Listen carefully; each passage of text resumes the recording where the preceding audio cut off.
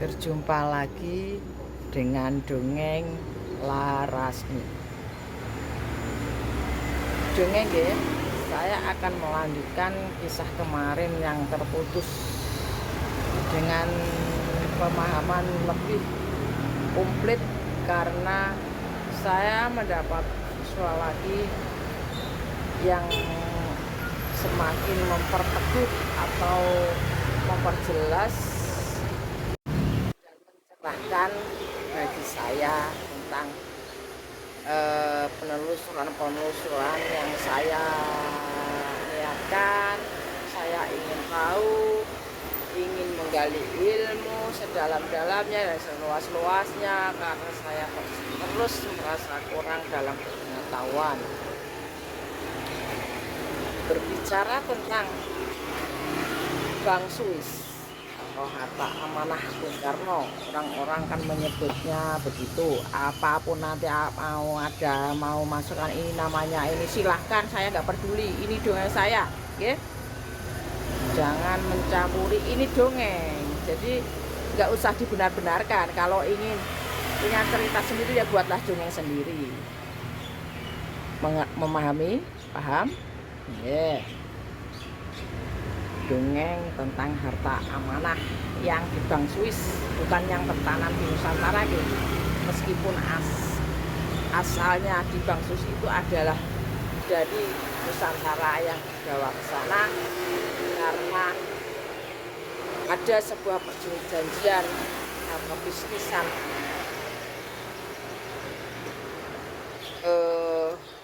begitu Indonesia merdeka, pemimpin kita melakukan perjanjian atau transaksi investasi ke Swiss.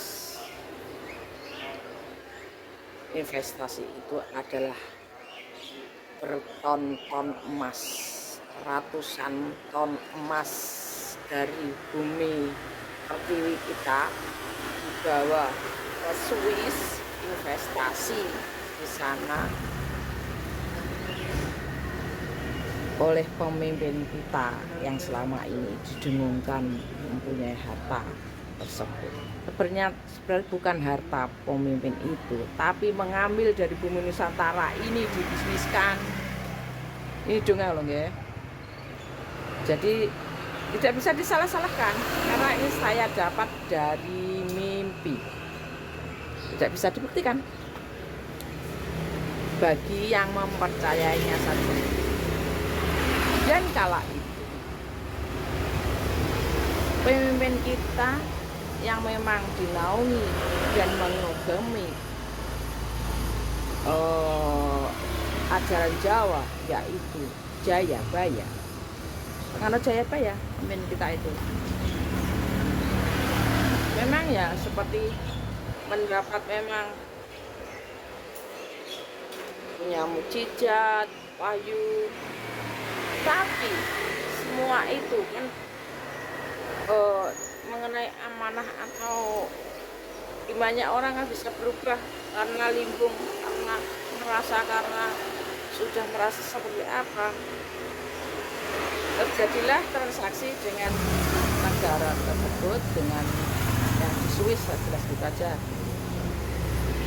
dengan perjanjian nanti pencairannya tentu dengan DNA yang bertransaksi sang pemimpin kita saat itu. Sedangkan Swiss karena memang modal mereka yang terbesar itu sebenarnya dari Indonesia, begitu mengagumi budaya kita sendiri, terutama budaya Jawa, bahkan dipakai pola pemerintahan itu sebenarnya diambil dari jangka Jayabaya, ide pikiran dan sebagainya itu. Contohnya pemimpin itu ada 7. Itu kan seperti yang ada di kitab Jawa, 7 kesatria itu. Sedangkan saya pernah menceritakan ada 8. tapi Ratu Adil ada di dalam situ. Saya kan bilang begitu. 8 kesatria. Ya. 7 itu berada di dalam tubuh yang ke-8 menika. 8 menika Ratu Adilnya, 7 kesatria menika dia menjadi konsep di Swiss, menjadi 7 pimpinan. Itu diambil dari Jawa, sederek. Kita selama ini dilumpuhkan, direndahkan orang Jawa karena tahu keagungan, karena kebenarannya. Kitab kita dipakai di mereka, sedangkan pemilik aslinya yaitu Nusantara ini dilumpuhkan, digemboskan, membuat tidak percaya diri, dianggap seakan-akan ini klonek, ini goib, itu syirik, itu dosa dan sebagainya. Kita dibodohkan, sederek, agar kita bisa dibodohi, agar kita dimanipulasi, agar kita dijadikan robot, aja jadi hamba, jadi pesuruh. Jadi sebenarnya kita itu adalah pemilik kekayaan, negara terkaya di seluruh dunia sebenarnya ada di negara kita.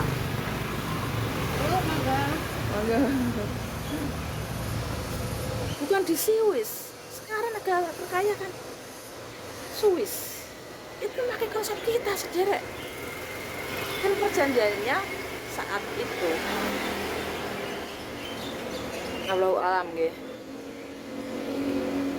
Saat akan diciptakannya detektor dan sebagainya dalam pencairan suatu saat nanti, karena perjanjiannya berapa puluh tahun itu memakai DNA asal pemilihan tersebut.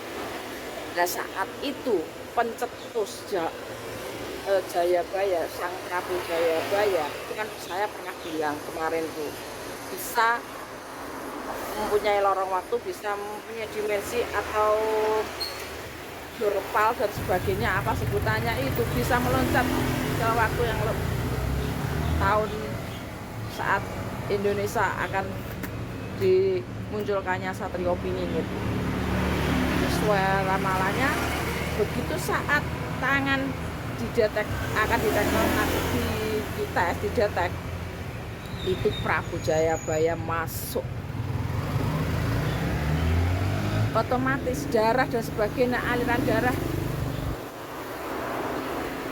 bukan DNA pemimpin kita saat itu yang terproses di situ, yang bisa membuka itu DNA Prabu Jayabaya, yang akhirnya hanya bisa dicairkan oleh keturunan Jayabaya karena tidak mau kekayaan Nusantara ini, terutama kekayaan Majapahit, dicurangi, dimanipulasi, dipakai untuk kepentingan pribadi, keinginan, ambisi membesarkan, meskipun akhirnya untuk membesarkan negara, tapi utamanya niatnya itu sudah tidak amanah. Gitu. Makanya kenapa kalau memang itu kan rencananya pakai DNA, kenapa turunannya tidak bisa mencairkan padahal surat ada? Ya karena DNA-nya itu DNA Jayabaya,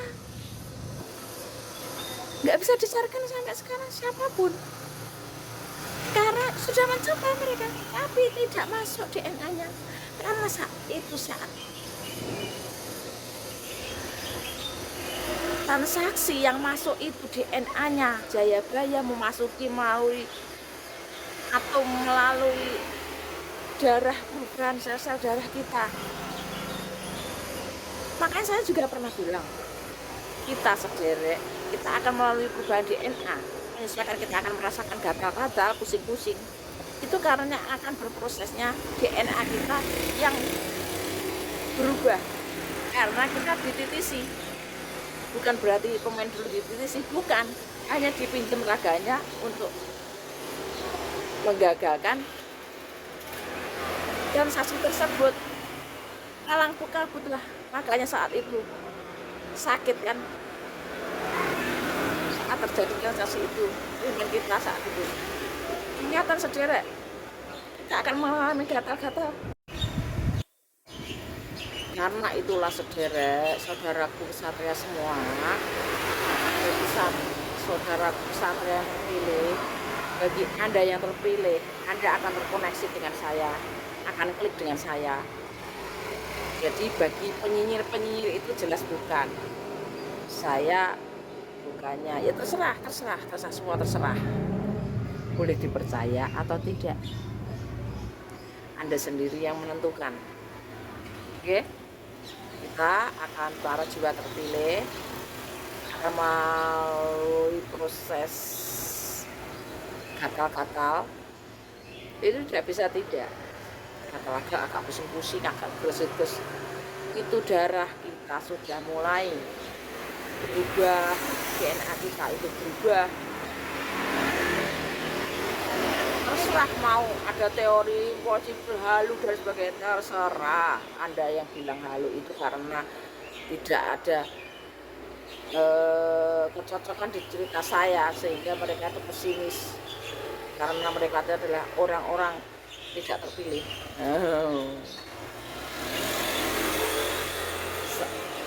Ya saat kemarin itu saya bilang tanggal 1 bulan gerhana itu saudara, itu dimulainya leluhur-leluhur kita menitis pada sebutannya mau dibenarkan silahkan, pokoknya saya tahu yang saya maksudkan orang-orang terpilih itu. Saya bilang aja menitis dan bila melalui dari itu akan melalui gatal-gatal dan sebagainya yang baru keputusan. Sedangkan yang sudah keputusan sebelum gerhana kemarin sudah mengalami gatal-gatalnya mungkin sudah lama, sudah lewat begitu. Oke, yang percaya saja nggih. Semangat.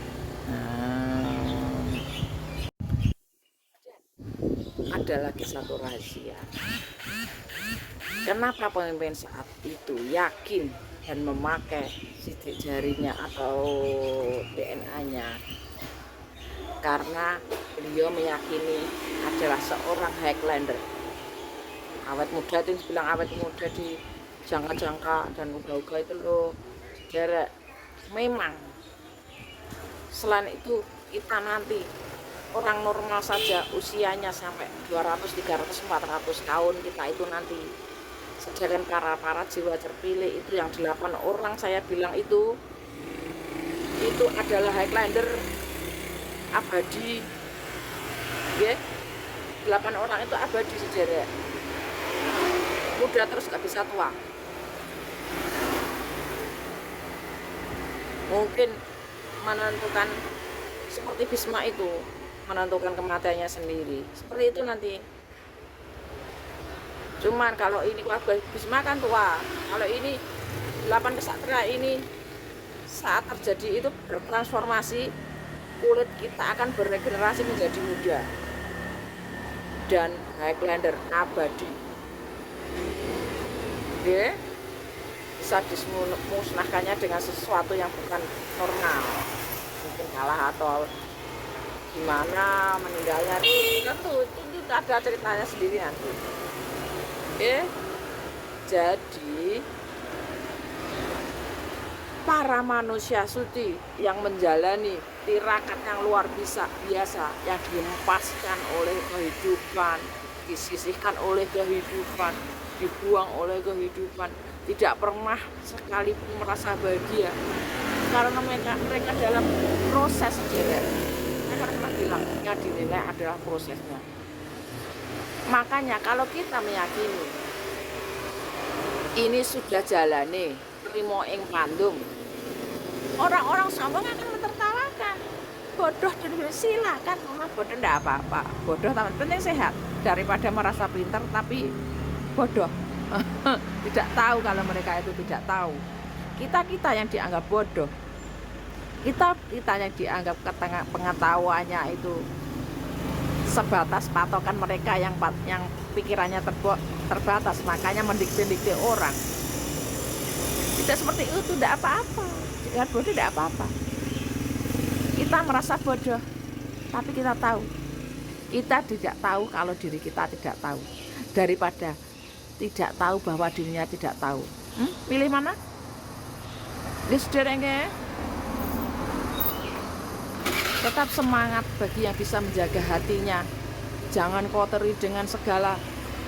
Percuma nanti eman tirakat kita dihempas-hempas kehidupan, dibuang-buang, dicemooh, dihina-hina,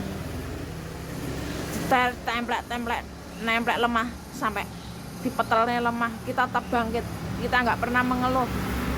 Banggalah kita diberi ujian seperti itu, karena kita adalah jiwa-jiwa terpilih, akan selamat di penyaringan jagat anyar nanti. Orang nanti tinggal sedikit sederek, nggak sampai separuh seluruh dunia itu. Semoga kita menjadi salah satu, tidak dulu menginginkan yang tinggi-tinggi, kita menjadi yang selamat dulu. Yang orang saat ini yang diujo dengan kesenangan, kekayaan, tidak punya masalah, itu adalah akhir mereka, gak abadi mereka, karena diberi kesenangan dulu untuk dimusnahkan.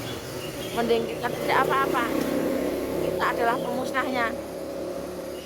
Guys, saat ini mari kita saling menguatkan, saling memberi energi. Ini sederek ya, dari sedulur itu ya.